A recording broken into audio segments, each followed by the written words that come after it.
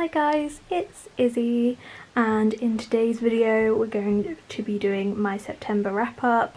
Yes, I am back. Finally. My hair's longer. Apart from that, I look the same. I had to take a 5-week hiatus because I had some neurological issues that left me fully paralysed, so I couldn't film. Feel like that's a valid reason not to film. So yeah, I've still been reading in that time, mainly audiobooks, but I couldn't film. So yeah, sorry if I'm a little rusty and a little rambly, but when am I not a little rambly?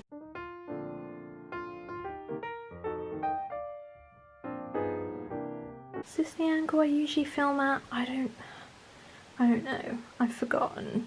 I hope this is okay. My hair, the curls are popping, but it's so long and very hard to maintain, so yay. We love not being able to get our hair cut. But in September I read 18 books. I say tentatively, I honestly don't have any idea. You can tell I'm really like in the zone, can't you? 17 and a bit. It was a real weird reading month. That I may have some unpopular opinions. Don't kill me. Let's get started before I give you an essay on my life, I guess. The first book I read was Who I Was With Her by Nita Tyndall. This was an e-arc that I read and I gave this 3 stars. This is a contemporary that deals predominantly with grief. It follows our main character Corinne, who has been dating this girl, what's her name?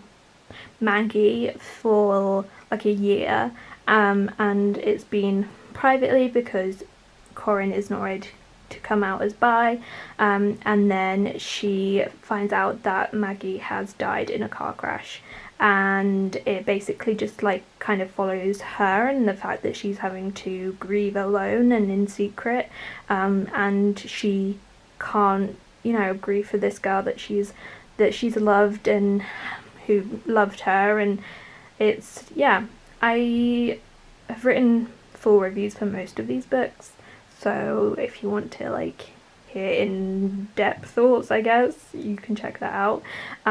But I gave this book 3 stars. I was hoping it was going to be a 5-star read. It was, I think, a really good exploration of grief and how difficult it can be to be queer even today, and I think sometimes people forget that we are still facing like massive inequality and the fact that these girls had to hide their relationship, and I think that's a really sad reality, but one I'm sure many people, especially historically, have had to deal with. And it was a really beautiful book, and I do think for a debut, Nita Tyndall has a really great writing style. But for me, one, I just didn't really connect with the characters, specifically Corinne, because she's the main character, and like I just didn't feel any like emotions towards her or connect to her. And I also think the like pacing was kind of off. Some parts were kind of drawn out or reiterated too much, that it kind of got like a bit boring for me. But if it's a book that's been on your radar, I wouldn't dissuade you from reading it. Read it, love it, have a great time. Corinne's bi, Maggie I believe is a lesbian, and one of Corinne's friends is asexual, so diversity. And just as a heads up, Nita Tyndall uses they them pronouns, so if you're talking about this book, please respect their pronouns. The next book that I finally read, I can't hold books up, so it's just going here. Girls of Storm and Shadow by Natasha Nagan. I finally read it. How many videos have I made saying I need to read this book? An embarrassing amount. But I did it. I read it and loved it. I gave it 4.5 stars. This is the sequel to Girls of Paper and Fire, which I gave 5 stars and is one of my all-time favourite books. It follows a girl named Lei who, in this fantasy world, she's a human, and every year the Demon King chooses 8 girls to be his paper girls, basically concubines, and she is chosen as the 9th paper girl this year because she has golden eyes and she's taken away from her family and everything she knows to the king's palace to basically be forced to like have sex with him and stuff. And it definitely deals with sexual assault. I know Natasha Nagan is a survivor of sexual assault herself, and it's done really well and is not played up in any way for like dramatic effect, and it's not super graphic either, which I really appreciated, and it just kind of follows Lei as she finds hope and rebellion and power in herself in such a difficult circumstance, and with the girls around her who are also paper girls, and with one in particular, Ren. Sapphics. This book destroyed me a little bit. I still haven't written a review for it because I just can't. Like, I just still feel it was rough. So many characters were killed. One of my favourite characters was killed. I was very upset, and it was rough. It got rough for Lei and Ren, which has made me sad, and I don't know if it can be fixed. And like, I'm scared for book 3 because Natasha Nagan is not afraid to kill characters, and she's definitely been teasing on Twitter that people are gonna die, and I am not ready for that. So yeah, this book was great. I gave it 4.5 stars because it was a little bit slow at the beginning, but apart from that,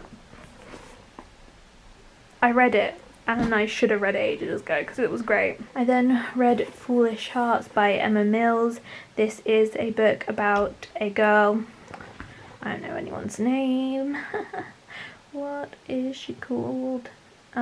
Claudia, and Claudia overhears a breakup scene between her school's like golden couple, Iris and Paige.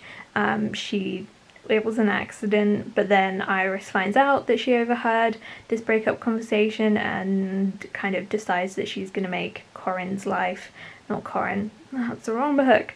She's gonna make Claudia's life bad because she's like angry that she heard this like private conversation, and then through a series of like group projects and school plays and stuff, they start to form a bond and a friendship, and it's really just a book about friendship, and that was really nice. It was nice to read a book that centered more around friendship than romance, and especially like a solid friendship between 2 girls, which I just love to see. I love female friendships, and I wish they were kind of emphasized more.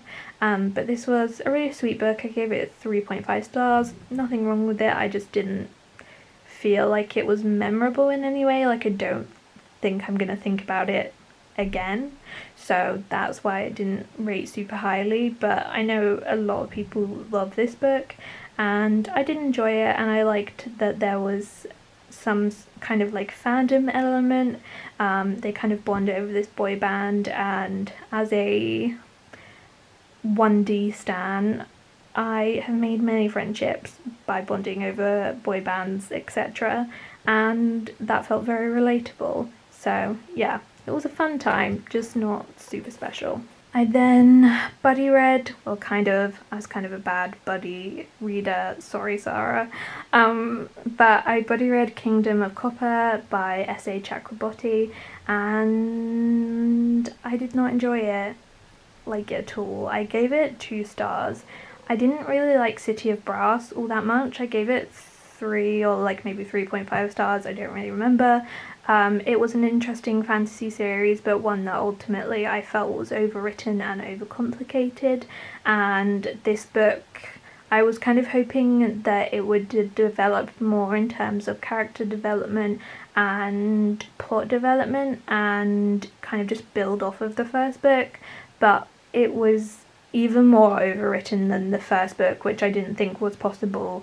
the political system just got more complicated, and not in a fun way, because usually I love politics in fantasy books, like that's usually my favorite part, but there were just there's so many like clans and tribes and names for everyone, and it's just so confusing, and I just really struggled to follow it. The characters got more petty and irritating than what I was hoping. I was hoping they were going to get more interesting and more developed. There was this weird love square situation happening, and I didn't want any of the romances to work out. Like, I didn't want any of them to get together, and overall it just was not enjoyable in any way for me, which is why I gave it 2 stars. Do I think it's a bad book?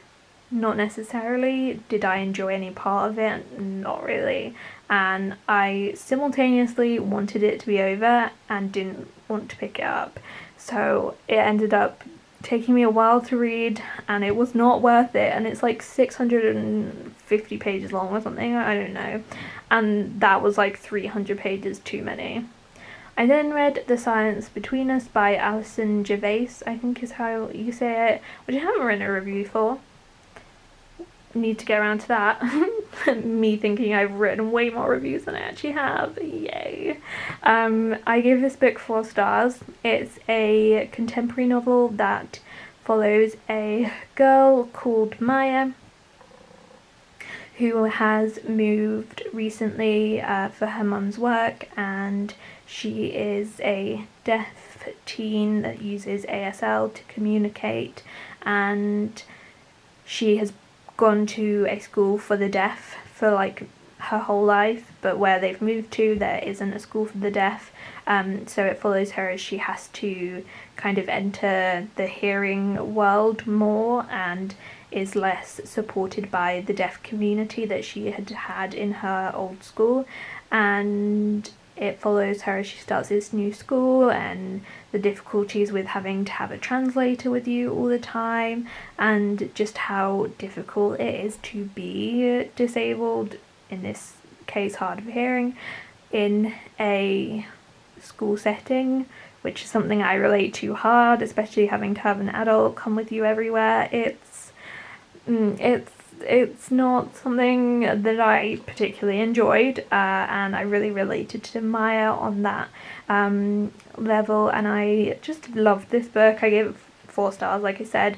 It's an own voices book, and I just loved how the disability representation came across, and like you could very clearly tell that it was written by someone who'd had these experiences, because it was just very authentic. And I also really appreciated that Maya's brother has CF, cystic fibrosis, so we got another element of disability and chronic illness, which was super cool, because I'm used to books with 0 kind of disability representation, and we actually got 2 characters with that, and we kind of see Maya having to make friends, and how difficult it can be not being able to communicate directly with your peers, and how really we should be educating kids and, you know, on some just basic sign language. And as someone who is partially deaf, I use a hearing aid, and I mean, I can hear, but I have to have subtitles, that kind of stuff. I think it's a really important subject. It does irritate me a little bit, because I have read some reviews where it's like Maya's annoying or ungrateful or those kind of stuff, or she's unnecessarily angry, and I think it's very much not your place if you're not disabled or deaf, to say how someone in that situation should react. And it's almost like able-bodied people expect us to like be down on our knees, like thanking them relentlessly for the fact that they gave us a little bit of accessibility, and like this boy made an effort to start learning ASL so that he could talk to her, and she wasn't falling over to thank him for his service and how amazing he was, which is like, she shouldn't have to be like eternally grateful because someone made some effort to interact with her. And yeah, I'm planning on making a video talking about some books that I've read recently with disability rep. I'll be talking about a couple of them, but now I'm thinking about it, I'm going to talk about them for less time than I just talked about this one, because I'm going to make a whole video about it and talk about whether it was good or bad representation and how I think it's educational or not helpful, that kind of stuff. Let me know if you do want to see that down below. But this was a great book. I gave it 4 stars. You should read it. And I will link one of my booktube friends, Paige, down below. She is a deaf book blogger, book person, and she's very cool and is a massive advocate for disability wrapping books like me, and she's just really cool, so please check her out. And I think she's written a review for this book. If I find it, I'll link it. I then reread A Darker Shade of Magic by V.E. Schwab. I read this for the first time, I believe, in early 2018, so at least like around like 2.5 years ago, and I really enjoyed it then, and I really enjoyed it now. I gave it 4 stars. If you don't know, which most people do, it follows a fantasy world and our main character called Kel, who is able to travel between Londons. There are 4 different Londons: Red London, Black London, White London and Grey London. Grey London being our world without magic, and his home world being Red London, which is like full of magic, and he can travel between them. And he unknowingly takes an object from Black London into Red London, and chaos ensues.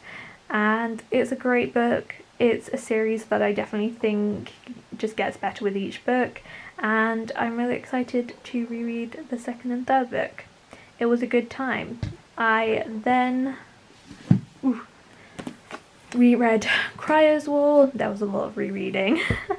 By Nina Varela. This is one of my favourite books. I gave it 4.5 stars, I think. It's basically a 5-star. I love it.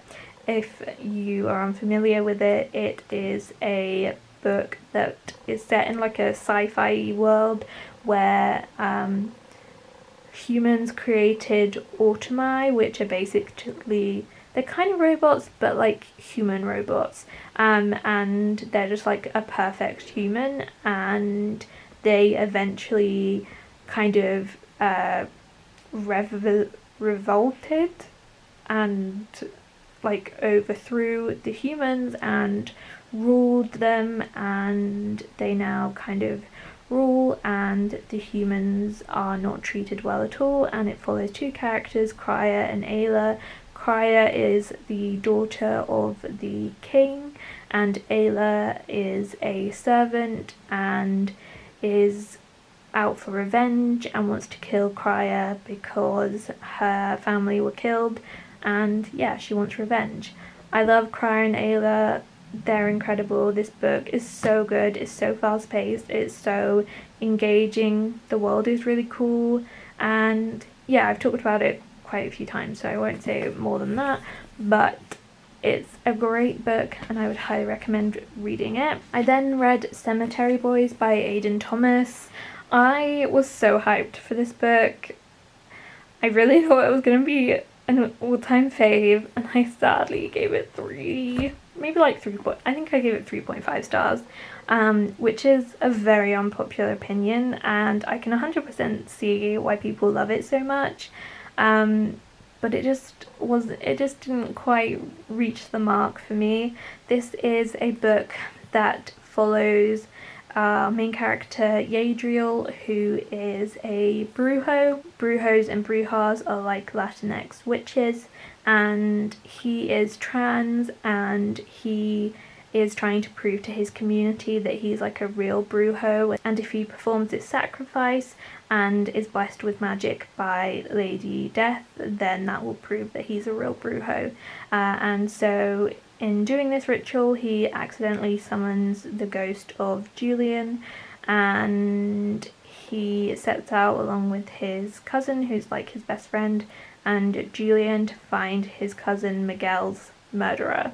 And yeah, it's really great to see a trans author writing about a trans character where the story isn't all tragic, and it was just so nice to see like a happy trans story, and a story where the trans main character, you know, got the happy ending and found love. And he did have to really struggle with the community to get them to accept him as who he is, but I think all of that was done really well, and it was just really lovely to see that. And I really liked Jaejo as a character.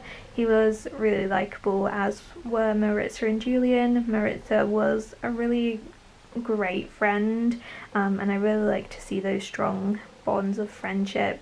Julian is the love interest, and I didn't really care for the romance between the two of them, mainly because it kind of happens over like 3 days, which doesn't make sense to me. I have a real issue with development happening too quickly. Like, I need foundation if I'm going to enjoy the romances, and this just didn't have enough foundation, so I didn't really care about the romance. And also the pacing was just not great. Like, the start maybe 20% and the end 20% were really engaging and I really loved them, but then the middle just got really slow and just not a lot happened, and they kind of went off to do stuff but nothing really came of it. And yeah, it just got quite slow, and I just wasn't super engaged or invested for like 60% of the book. So yeah, you can see why a lot of people love it, and it was definitely a great book. And Aidan Thomas is a really talented writer who I really am excited to read more of when he writes books in the future, but this one just wasn't quite what I was looking for. The next book I read was Ironheart by Nina Varela, and this is the sequel and final book to Cryos Wall. It's just a duology, which is good. I like duologies. Sometimes you don't need 5 million books in a series, you just need 2, and this was incredible. I gave it 5 stars. I loved it so much. It was such a good book. The pacing was incredible, like from start to finish. It was action. The characters got so much more interesting, and all of their relationships developed so well.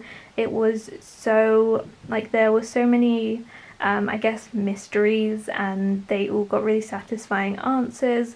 The kind of climax was really satisfying, and the gay yearning was god tier. It was next level. Like, Nina Varela really did that, and the romance was impeccable, and it was just such a good conclusion. And it had no faults. If you have not picked up Ironheart and you've read Cryos Wall, do it immediately. It's 10 out of 10. And I did pre-order a copy, but then the UK release got pushed back because someone else is publishing it, and so it's not coming out till like mid-October, I think. So I will have a copy, but I listened to the audiobook because my copy hasn't come. Why do they hate me? It's tragic. The next book I read was The Good Thieves by Catherine Rundle, and this is another one I'll be talking about in my disability video. It is a sweet middle grade book about a girl who goes to visit her grandfather in New York. I think it's in the 1920s-ish, and she finds out that her grandfather has kind of been swindled out of his family home and money and that kind of stuff, and so she kind of puts together a team to pull off a little heist. It's kind of Six of Crows-esque, but it's middle grade and not fancy, but it was really sweet. I really liked it. It wasn't like super standout or special to me. I gave it 3.5 stars. Did I? Yes, 3.5 stars. It was a good time. I'll be talking about it more in another video, but yeah, wasn't super special. I then actually DNF'd Under Shifting Stars by Alexandra Latos.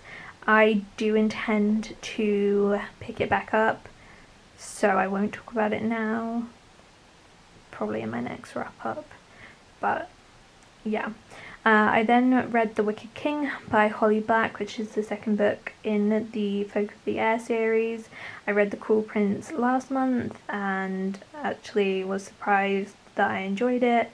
And yeah, I read The Wicked King and I gave it 4 stars. It was a really great sequel to The Cruel Prince. It was a lot better than The Cruel Prince.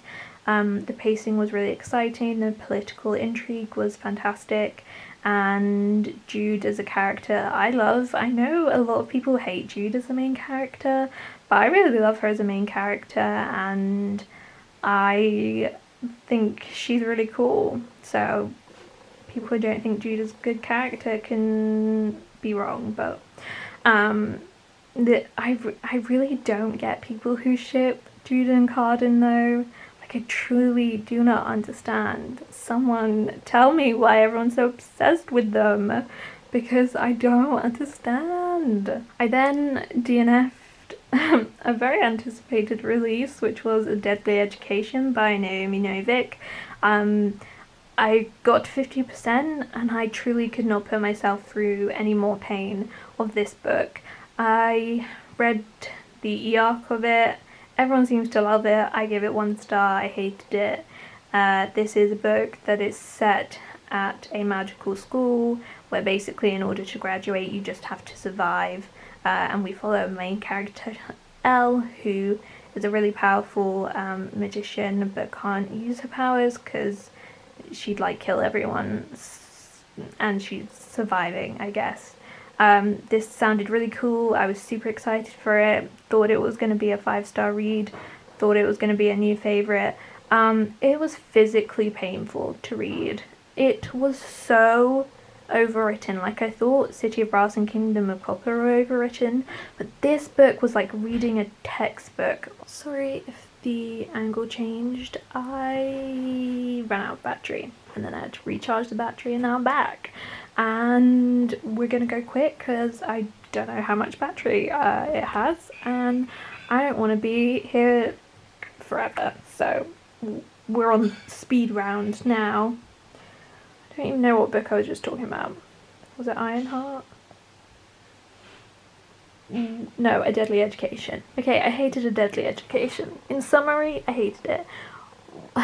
It was like a textbook. Like, in every single scene, I just forgot what was happening because she would give like so much detail about like the Elle's history or like the history of the school or like the magic that it would get so bogged down that I would have forgotten what the action was because we were too busy talking about one time when Elle was 8 and like ate dinner. Like, I swear to God it had that much detail and it literally made me want to claw my eyes out because I was so bored and it was so it had no redeeming qualities, honestly. The setting and concept were cool, but it was just so poorly written and I just you know. I then read Grown by Tiffany D. Jackson. I gave this book 4.5 stars. It follows a girl named Enchanted who is trying to get into the singing world and she meets a famous singer called Corey and he's like, I want to say 28 and she's like 16, 17. It's a big age gap and he invites her to go on tour basically, and her parents allow it only because the record basically claimed that she would be like 24/7 chaperoned, like super safe, everything like that, but basically a sort of predatory relationship forms, and Corey is extremely abusive towards Enchanted, and it kind of just follows Enchanted as her life like falls apart and she is mistreated so severely. Major trigger warnings for this book. This book is super graphic, and that's probably why I gave it 4.5 stars. Was I just think at some points it was almost taken too far, because I just think the message was already being put across, that sometimes it was just like too much. But it was an incredible book, so moving, so poignant, so tragic, but so necessary, I think. And really the core message was that black girls and black women are so oppressed, even within the black community. You know, the women and girls are treated so poorly, and let alone with white people, and just how black women are constantly oppressed and not listened to and silenced, and how we need to be taking an active stance to believe black women and black girls and support them in any and every way that we can. And I think it's a really important book that a lot of people should read. But like, if you're triggered by, if you have any kind of triggers really, I would check if you can handle this book. I don't have triggers relating to sexual assault or anything like that, but I do have some triggers, and I did find this book difficult to read. I then reread The Hidden Oracle by Rick Riordan in preparation for the 5th and final book in the Trials of Apollo series, which is The Tower of Nero, and I'm feeling emotional. Don't talk to me about it. I then read Get a Life, Chloe Brown by Talia Hibbert. Gave it 4 stars. We'll be talking more about it in my disability video that I'm going to make. And finally, I read The Deathless Girls by Kieran Millward Hargraves, a sort of feminist prequel to Dracula, and it's a really stunning book about sisterhood, women loving women, and yeah, it was quite difficult to read as well though, so heads up for that. But I'm going to finish here because my battery's about to run out again. So thank you so much for watching. I will hopefully be making regular videos again, and yeah, I hope you are all okay and you have a wonderful rest of the day, and I will see you soon. Bye!